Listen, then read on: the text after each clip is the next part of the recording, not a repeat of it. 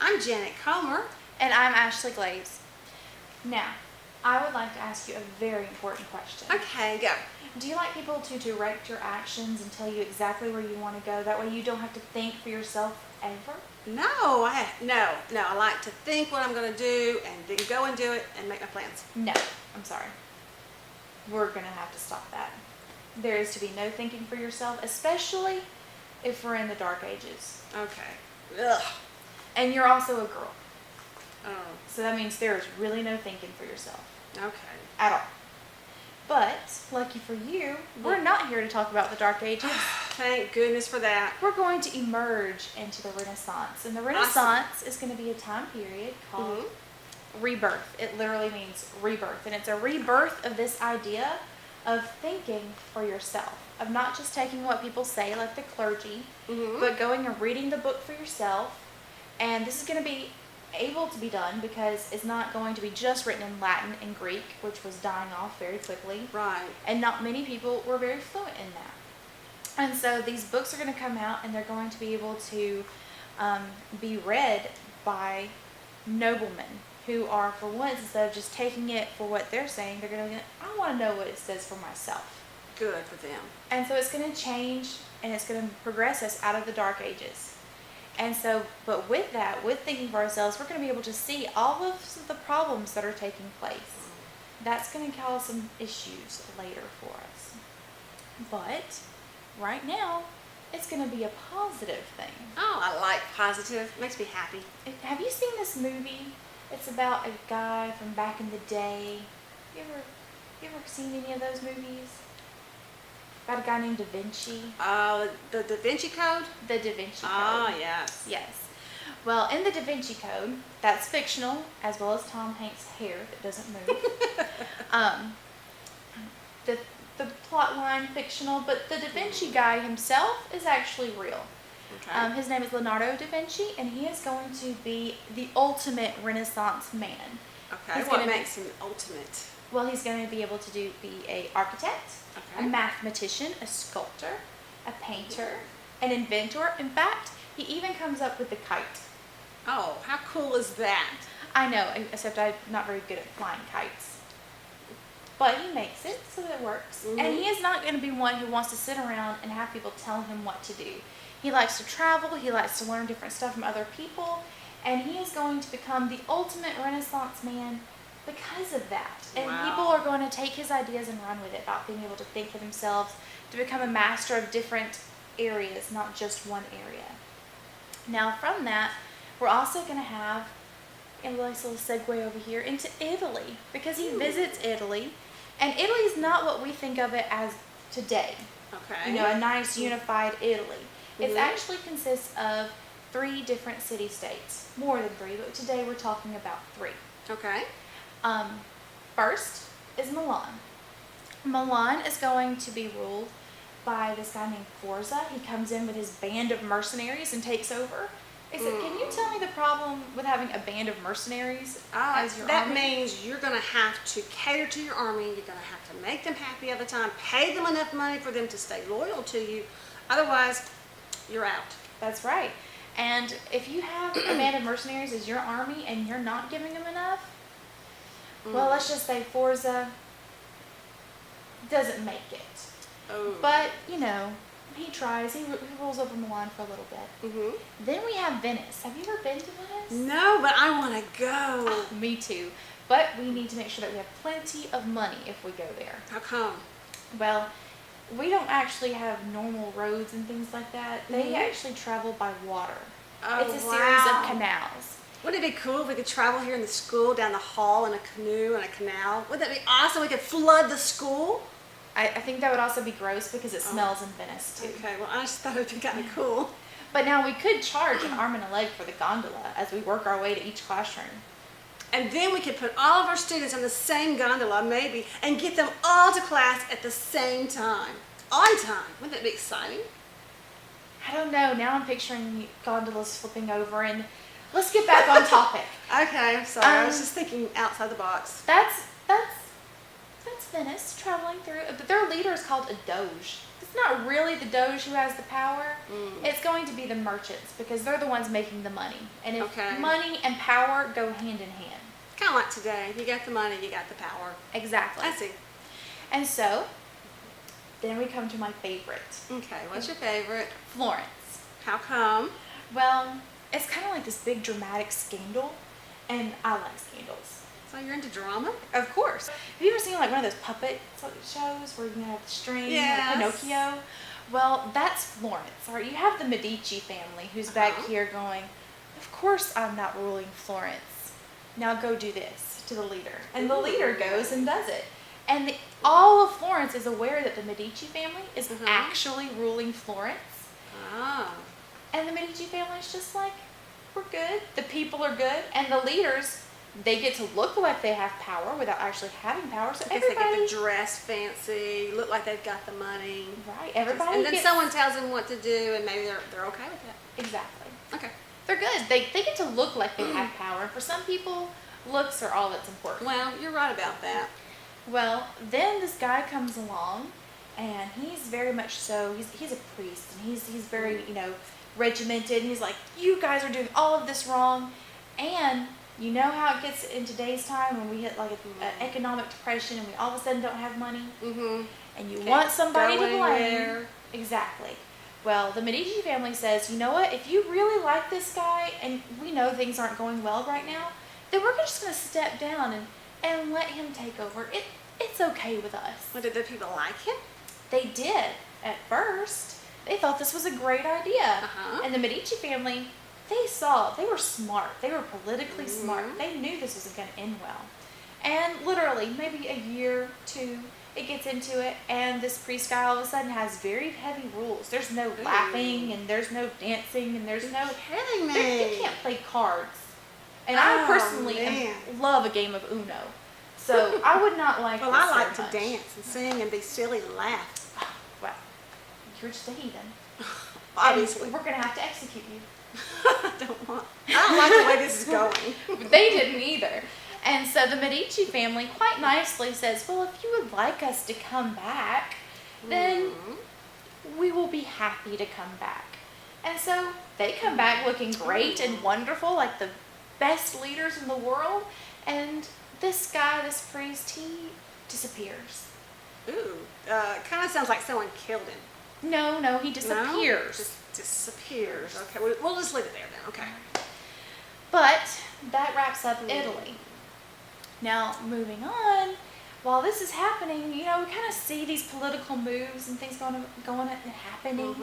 And so we have to have a book about this. Okay. Because if you haven't figured it out, there's sort of a book about everything. This is true. Well, during the Renaissance time period, this guy named Niccolo Machiavelli is going to write a book called The Prince. Oh, so it must have been a real etiquette book about how to be proper? Absolutely not. No. It's a book about how to be manipulative. Wow. Yes. I didn't see that coming at all. Some of our best and worst rulers have followed the writings in The Prince. Hitler being one of them. Oh, wow. Tell me more about this then. Well, in the book The Prince, it's not so much about being a very nice guy. It's more about looking like a nice guy. Ah, so it's the appearance. It's and the then sneaky behind it. The appearance of goodness without actually having to be good. Let the people think that you look nice and wonderful. Okay. But you do what you have to do to keep your country on top. Okay. He's also going to bring up this idea for the first time. The end justifies the means. So anything goes as long as you get the results that you're looking for, basically. Exactly. Wow. Whatever you have to do to reach your objective, Uh-huh. you do it. Even if it means you've got to hurt other people in the process. Wow, that seems really cruel. It is. But you know what? A lot of people take his writing and make it part of their own. And for some politicians and things like that, it has to happen. That's true. It's really just that level that you have to figure out is acceptable.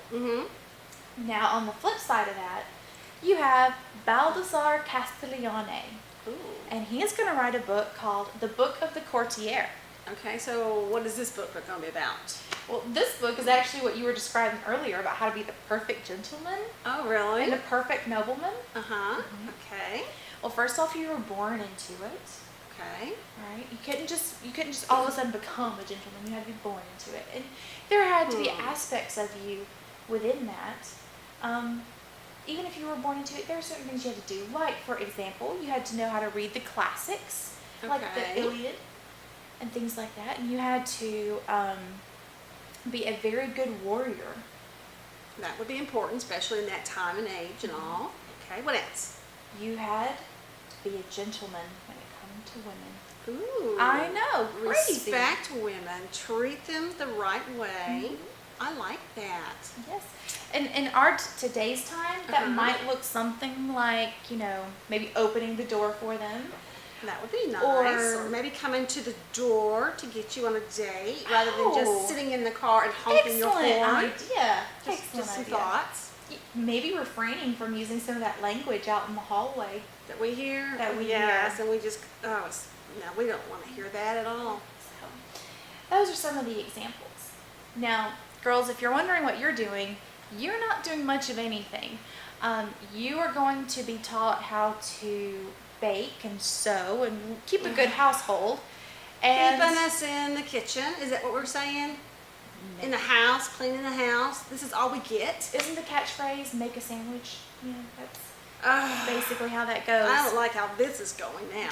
Well, just think of it this way: if you're single, Mm-hmm. your dad is going to pick out who you're going to marry. What about liking? You're going to have to deal with it, and he's not only going to pick out who you will be married to, but he is also going to offer whoever comes up to offer their hand in marriage to you. Yes. He's going to say, "Here, I'll give you 2 pigs, 300 pieces of goat, and a little bit of land if you'll just take her. Just take her off my hand. You're just a hindrance." All right, so what it sounds like you're describing to me is a dowry that my dad is going to give to my new husband, and we're going to take that, whatever it is, animal, whatever, and go and live and begin our lives together. So Yeah. that's kind of like, I'm kind of Let's saying go. that. I'm also kind of saying that he's basically just paying someone to take you off their hands. I don't really like the way this is going at all. Well, that's just the way it is. But in the meantime, while you're going out on wonderful dates, Yeah, that's where we're going. you have choices. Your Yes. first choice is that you can be on the couch with your date, not touching at all. Okay, not even holding hands? No touching. And if you show Okay. your ankle, he might leave the room and never come back. Wow. It's drastic. But you're not in the room alone. You have your wonderful family over there watching you on your dates. So they're getting to hear everything that we're talking about. So can I get my phone out and text to the guys No, so that there they is don't no have to hear private it? no private messages. Really? That would cause you to be a scarlet woman. No, Ugh, absolutely to wear the not. scarlet A. Mhm. Oh. Now there is another choice. Okay. You could go strolling along in the graveyard. It doesn't sound romantic. You're surrounded by dead people. You're Ugh. still chaperoned, Chaperoned by the dead people? Is that what we're saying? basically. So if I want to have a picnic without my family, we can go to the graveyard, lay our blanket out, and have a picnic among the dead. Is that what you're saying to me? That's romantic. Gosh, I'm glad dates have changed. That's romantic. No, it's not. Maybe if you were into the whole skull thing, but I'm not. Well, all right then. Just saying. Anyway, that wraps it up as far as emerging into the thinking for ourselves world. So it's really about the men emerging. The men emerging. The women are not emerging. Not yet. We're going to get there. Actually, there is going to be a woman during the Renaissance time period who writes a book called The Book of the City of Ladies. And her name Okay. is Christine de Pizan.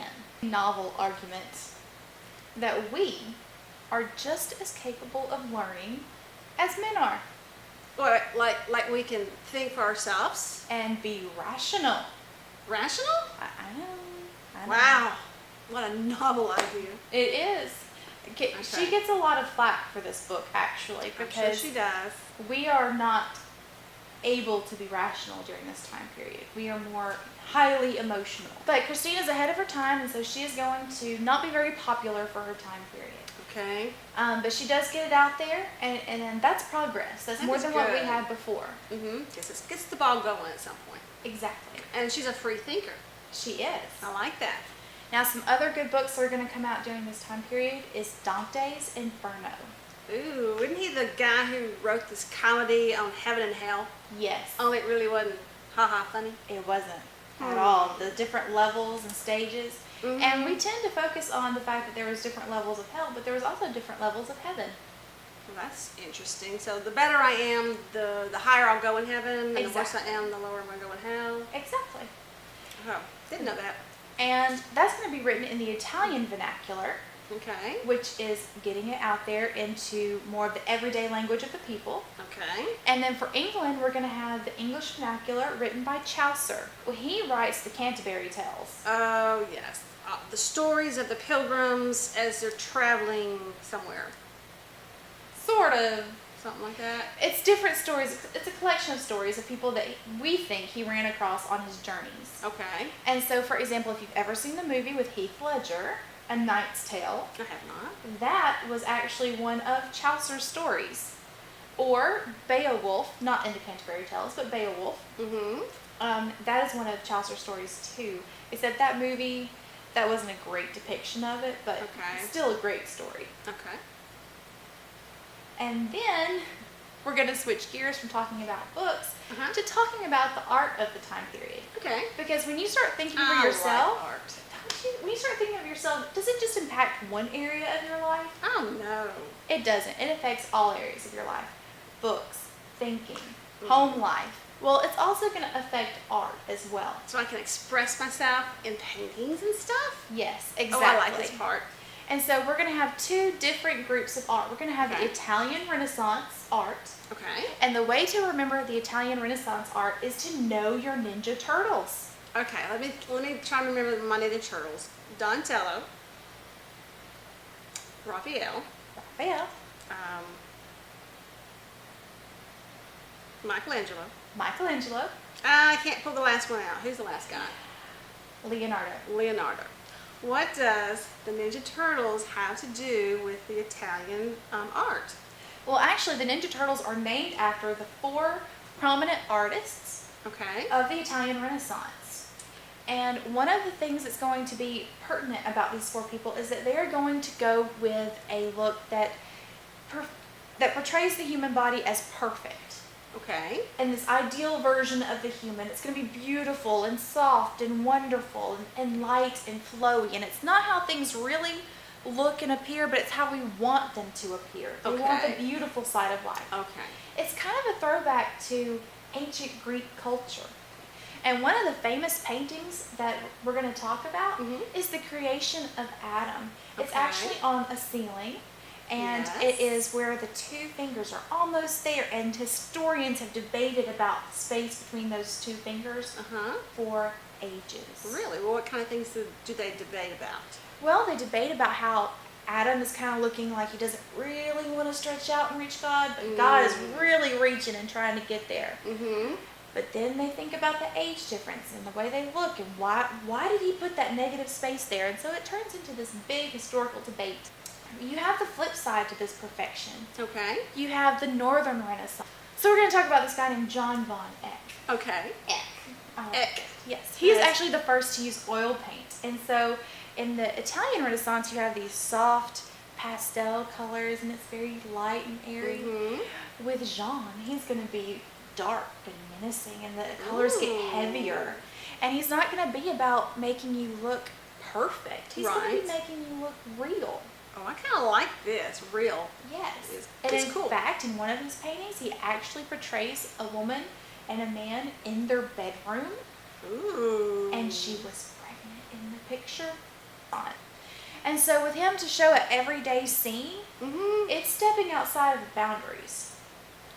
Wow. It definitely raised questions and eyebrows.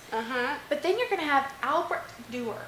And he is going to be the first to use perspective. And so no longer in a painting are you going to have this flat image, but it's going to look like you can just walk back for miles, Oh, cool. even if you can't. I love those paintings where it has a road and it looks like, you go further and further into the distance. Oh, I love those. And that you could just step into it and start walking. Yes. That's thanks to Albert over there. Well, I'm glad he did that. And that is all we have for today.